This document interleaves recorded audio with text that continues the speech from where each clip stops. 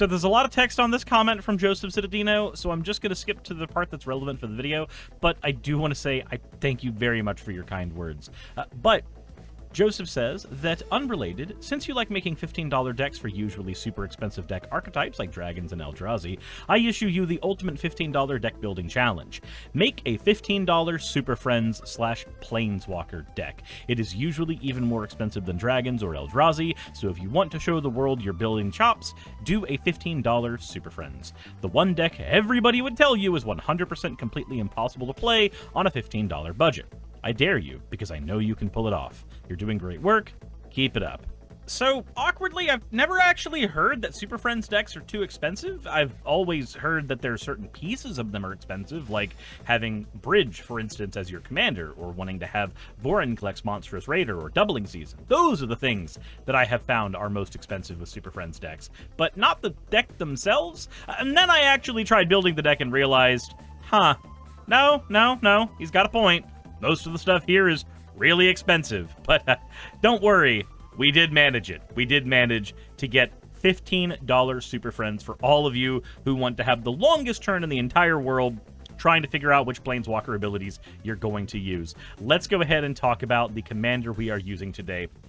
Leori Spark-Touched Hunter. Now, this is from the Super Friends Commander Precon, or the Planeswalker Party Commander Precon, rather, and he is perfect for what our deck wants to do, so let's go ahead and talk about what he does. He's a 3/3 Flying Vigilance for America colors.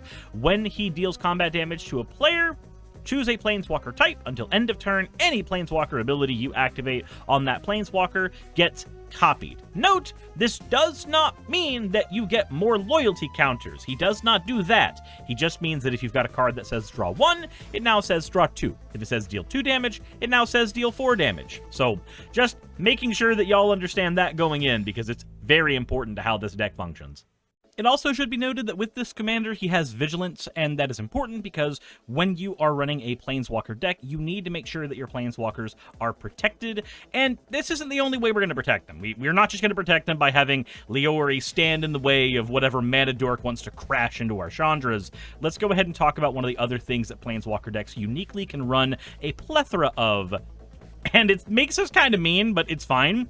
We get to run a lot of board wipes, because when you are playing a Super Friends deck, most board wipes don't actually account for your board, because your board is Planeswalkers. So we're running 6 board wipes, which is a ludicrous amount, and we would run more if we had a unlimited budget. But let's go ahead and take a look at the board wipes we are choosing.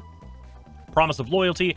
Everybody puts a vow counter on a creature they control, and then they sacrifice every single creature they have, except for the one with the vow counter. And this actually works for us because we are really only going to have 1 or 2 creatures out ever, so we are the ones who will almost always exclusively benefit from Promise of Loyalty. Time Wipe allows us to take one of our commanders, or just take one of our creatures and put it in our hand, and then destroy all the creatures on the board. We're just going to put our commander in our hand, blow up all the creatures. Katar's Wrath allows us to destroy all creatures and they can't be regenerated. If 7 or more cards are in our graveyard, we can destroy all creatures and create 2 1/1 white spirit tokens with flying, and that means that we've got some free blockers we can keep up for our Planeswalkers. Planar Outburst will destroy all non-land creatures. We can use its Awaken ability to create a blocker for our Planeswalkers as well. The Knight of the Doctor blows up all creatures, and then we get to put a legendary creature from our graveyard onto the battlefield. So if we blow up our commander, we just let this bring our commander right back. Then Phyrexian Rebirth, blow up all creatures, and then we get a big Phyrexian Horror token that can block things as well. If you notice, every single one of the board wipes I've chosen for this deck either doesn't kill our commander or leaves us up with a blocker for the Planeswalkers after the commander is taken off the board with the board wipe. And that's important because, well, we're going to get into the Planeswalkers we're planning on abusing. One consideration we have to make when we are making a Super Friends deck as well is making sure that our Planeswalkers don't get attacked, and thankfully that Planeswalker Precon actually had a lot of cards we needed to make sure that that didn't happen. So let's go ahead and begin with Onake Oathkeeper. It puts a 1-mana tax on any creature attacking a Planeswalker you control. We can also exile it from a graveyard to take a Planeswalker from our graveyard and put it back on the battlefield. Nornzanex puts a Phyrexian white tax on attacking us. Baird, Steward of Argive, puts a 1-mana tax on attacking us. And Semester's End allows us to blink all of our Planeswalkers away if we need to, and put them back onto the board with an extra loyalty counter. All ways we can use to make sure our Planeswalkers are safe and sound.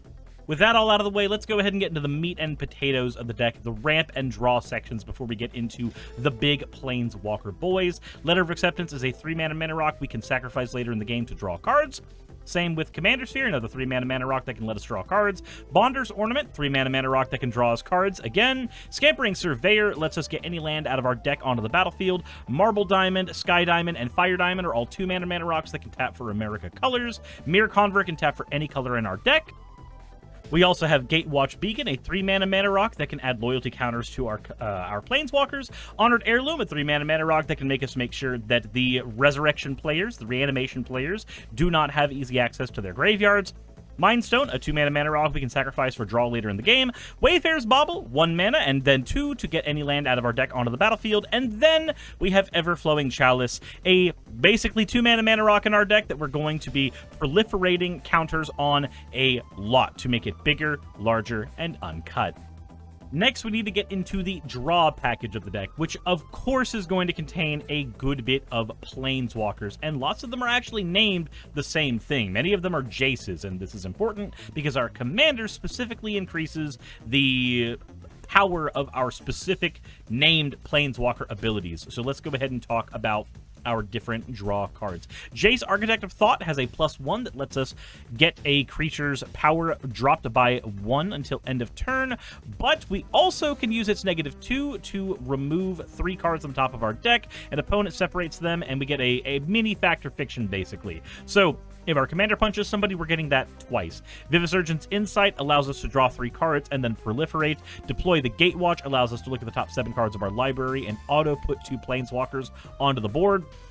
Commodore Guff says that at the beginning of our end step, we can put a loyalty counter on any Planeswalker we control, and then we can plus him by 1 to create a 1/1 blocker that also counts as a ramp spell, or we can pay 3 to draw X cards, and then Guff will deal X damage to every opponent, where X is the number of Planeswalkers we control.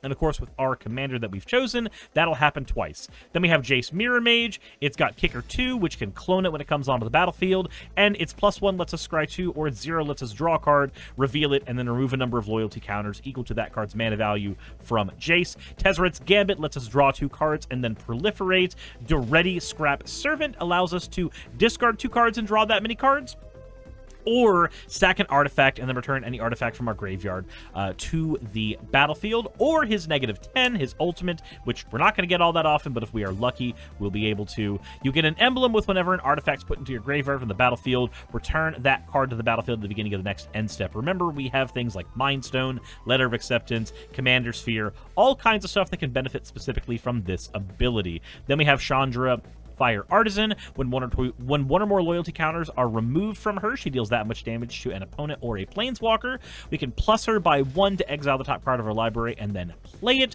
or we can -7 to exile the top 7 cards of our library and play them instead. So with our commander, we're going to be getting an exile 2 whenever we use this ability, or we get to look at the top 14 cards of our library. Either way, Chandra is going to be doing a lot of work digging through our deck for us.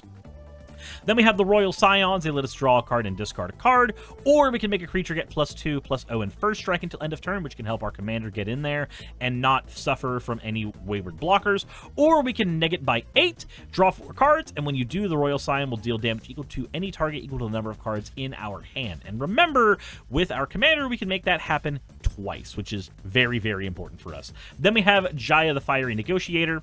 It's got a lot of abilities. We can +1 to make a 1/1 red monk blocker. We can neg it by 1 to exile the top cards of our library and look at them and play one of the cards this turn.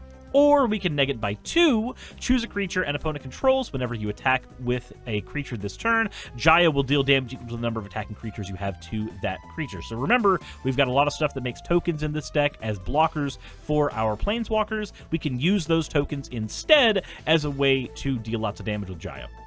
And then her ult says you get an emblem with when you cast a red instant or sorcery spell, copy it twice, which is just a really easy way to win games when we have things like Tezzeret's Gambit proliferating for us. That's creating a ton of just mega power for us. And remember, our commander lets us use this ability twice if we happen to get to it, so it's actually copy a spell 4 times. So now Tezzeret's Gambit is proliferating us 5 times. Remember, Planeswalker ults basically say, I win the game, but slowly. Jace, Arcane Strategist. Whenever you draw your second card, put a 1/1 counter on a creature you control, usually going to be our commander. We can +1 to draw a card, or we can neg him by 7 to make creatures we control be unblockable until end of turn. This guy is just here for the draw. We are just drawing cards with Jace as we can, and also the fact that he gets our commander closer to being able to just lethal people with commander damage is super important for what our deck is trying to do. But the next linchpin that every deck needs is a very strong removal package, so let's talk about that package here. We have Wanderer's Strike. We can exile a creature and then proliferate, which helps us a ton because we want to make sure that creatures not only leave the board, but also we are increasing the amount of counters on all of our cards. Volt Charge lets us hit something for 3 and then proliferate. Again, really important for us. Reject Imperfection lets us counter a spell and then proliferate if the spell's mana value is 3 or less. The Wanderer herself can exile a creature with power 4 or greater. You can also prevent all non-combat damage that would be dealt to you and other permanents you control, so you get to dodge things like Blasphemous Act. Then Nahiri, Storm of Stone. As long as it's your turn, your creatures have First Strike, and equip abilities cost less. That one doesn't matter to us too much, but First Strike is good for our commander. We can also pay X to make it deal X damage to target tapped creatures. So we can blow up Mana Dorks this way. We can make sure that Voltron commanders get eaten up this way. Just a pretty decent removal card for our deck. Then we have Transmogrifying Wand. Because we have so much Proliferate, this lets us blow up any creature and turn it into a 2/4 Ox, and we get to keep on refreshing the counters on it. Then we have Jaya, Venerated Fire Mage. If another red source would deal damage to a permanent or player, it deals that much +1, and we can pay 2 to make it deal 2 to any target. So not only do we have a little shock ability on it, we also have the ability to increase the potency of things like Volt Charge in the deck. Then we have Gideon Jura. During your opponent's next turn, creatures that player control attack Gideon Jura if able. So if somebody has a board full of creatures, this will protect us. Then we have the ability to pay 2 and destroy target tapped creature, which we can copy with our commander's ability. And then we have its pay 0, turn Gideon into a 6/6 human soldier that is still a planeswalker, prevent all damage that would be dealt to him this turn. So that's more just a fun thing we can do with him when he's low on loyalty counters. We can just start turning him into a human to beat people in the face. Then we have Nahiri the Harbinger. It has a looting effect, discard, draw. Then we can exile an enchantment or a tapped artifact or a creature. And then its ultimate, we can search our library for any artifact or creature card, place it on the battlefield, give it haste, and then put it in our hand at the beginning of the next end step. That one's not going to happen too often with our deck. Most of we are going to be using this for our killing and looting effects. Then we have Narset of the Ancient Way. You can do its +1 ability to gain 2 life, and then add America mana to your pool, one of any of the pieces specifically. Spend it only to cast non-creature spells, or you can pay 2 to draw a card and then discard a card. When you discard a non-land card this way, deal damage equal to that card's mana value to any creature or planeswalker. Or you can pay 6, get an emblem with whenever you cast a non-creature spell, which most of our deck is, deal 2 damage to any target. Just a very easy way to close out games if you get that emblem out. Then we have Chandra, Heart of Fire. Use its +1 to discard your hand, then exile the top 3 of your library. Until the end of turn, you may play cards exiled this way. Remember, with our commander, we can make this actually give us 6 cards instead of 3 cards. Then it's +1, deal 2 damage to any target. Remember, with Jaya, that's going to read as 3, and with our commander, that's going to read as 4. Or we can pay 9, search your graveyard or library for any number of red instants or sorcery spells, exile them, shuffle your library, cast any of them this turn, and add 6 red mana to your pool. Most of the time, that effect isn't going to happen that often. Most of the time, we're going to be using this to ping things off the board. Then we have Serum Snare. We can bounce a non-land permanent to its owner's hand if it had mana value 3 or less, proliferate, and then fuel for the cause, counter any spell, and then, of course, proliferate on top of that. Then we need to talk about tokens. These are some of the ways we are going to be protecting our planeswalkers as well. Let's start with Dovin, Grand Arbiter. +1 until end of turn. Whenever a creature you control deals damage to a player, put a loyalty counter on Dovin. -1, create a 1/1 colorless Thopter token and you gain 1 life. The Thopter also has flying. Or -7, look at the top 10 cards of your library, put 3 into your hand, the rest on the bottom of your library in any order. So this is generating us tokens, drawing us cards. Remember that your commander is a flying commander, so Dovin's +1 is going to benefit off of that as well. And then we have Kasmina, Enigmatic Mentor. Spells your opponents cast the target creatures or planeswalkers you control cost 2 more to cast, and we can use its -2 to create a blue wizard token, and then we get a looting effect to draw and discard. Honestly, a very, very powerful a very, very powerful planeswalker in our deck. But that's not all we have access to where this deck is concerned. We also have some Planeswalker synergy cards here that we want to go ahead and go over. Teferi's Talent gives a Planeswalker a -12 ultimate ability that gives you an emblem with you can activate loyalty abilities of Planeswalkers you control at any time at instant speed, and whenever you draw a card, you can put a loyalty counter on the enchanted Planeswalker. So we can use this on a Planeswalker that has a surplus of counters that nobody's hit yet to just automatically put ourselves in a position where we will be winning the game easily. Using our Planeswalker's abilities once every turn as opposed to once on each of our turns is absolutely nutty as an effect. And then we have Rowan's Talent. Enchant a Planeswalker, give it a +1 that gives a creature 2/0 in first strike and trample. Good for our commander. But if you activate a loyalty ability of the enchanted Planeswalker, copy the ability. You can choose new targets for the copy. So we are going to be able to get double copies off of this and what our commander is doing. But remember, Planeswalkers are only as good as the counters that we are putting on them. So, to make sure that we have more counters, we have 8 ways of increasing the counters on our Planeswalkers, starting with Deep Glow Skate. When it comes onto the battlefield, double each kind of counter on any number of target permanents. You can win the game off this very quickly. Flux Channeler, when a non-creature spell is played on by you get to proliferate, Steady Progress, proliferate, and then draw a card. Oath of Teferi, when it enters the battlefield, blink a permanent you control, usually resetting a Planeswalker. Then you can activate loyalty abilities of Planeswalkers you control twice each turn rather than once.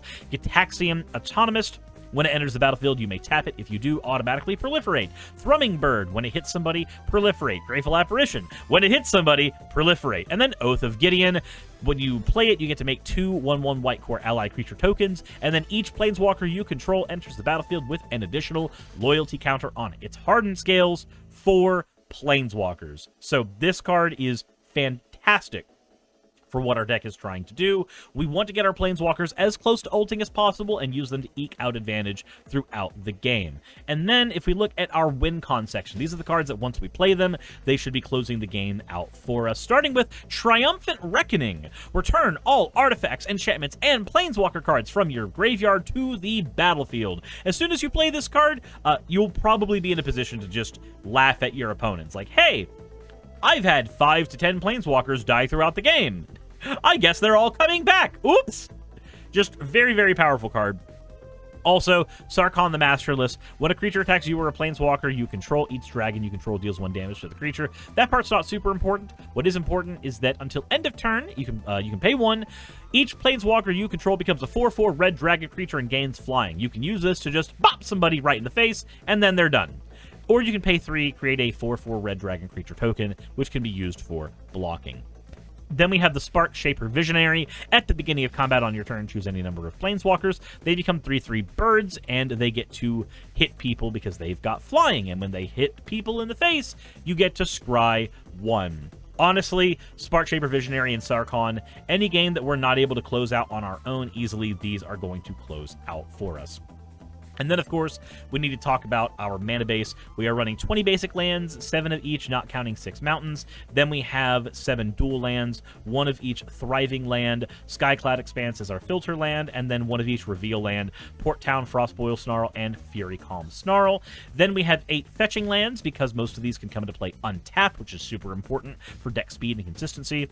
Naya Panorama, Bant Panorama, Shire Terrace, and Promising Vein are all lands that can come into play untapped and be just cast. Can be just used for colorless mana in general, and then sack them to get any land we need from our deck later.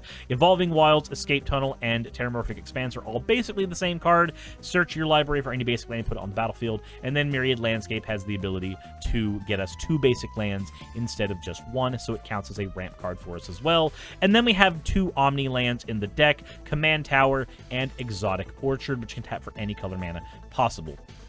So with that, that is the conclusion on our deck. Our strategy is going to be put a bunch of counters on our Planeswalkers and then ult them as often as we can, proliferate up, get incremental advantage, hit somebody with the -8 on Jace, Architect of Thought. For each player, search their library for a non-land card, exile it, and then just cast those cards without playing their mana cost. You don't need win cons in your deck, steal win cons from your opponent. A decent bit of the deck, thankfully, was actually in a precon as well, so if you want to get the Planeswalker Party precon for a decent price, that can get you a lot of these cards, but it is going to be way cheaper to just pick up this deck outright the way that we've got it priced out here, because this is $15, and it's going to be doing probably all the same stuff that precon is doing, but a little more focused, especially with how Leori is functioning in this deck. If you want to go non-budget with this deck, you can move further outside of the Planeswalkers we've chosen. You can also make sure that a lot of your board wipes are different board wipes. You can increase the amount of board wipes if you want. There's a lot of ways you can go with this deck. Planeswalker decks are a bit interesting in that you can go a billion directions with them. But I did want to go ahead and get this challenge out of the way because, thankfully, a lot of these got made very, very cheap by recent prints. So let me know what you guys think in the comment section below. Hit the like button if you haven't already. And as always, everybody, thank you so much for your suggestions on decks to build, and I will continue making these for as long as y'all are watching. As always, everybody, insert end of video tagline here. Hey, I just quickly want to give a thank you to all of my wonderful patrons who keep this show running. YouTube and Twitch are a pretty bumpy ride at the best of times, and the stability that Patreon provides me is worth more than I can say here. I'd also like to thank each and every one of my $20 and up patrons here, and they would be Red Joker, Blitzkrieg, Cameron, Dren, Jemshin, Smiling DM, Poundini, Mabbity Babbity, Naomi, Isaac, Agamotto, Jordan, Ravi, Giuni, Kiratorian, Prisma, all of you, I'm not saying that part, and Starlight. And finally, thank you to everyone else that helps keep this channel alive. While you're here, why not check out another video? And thank you for watching.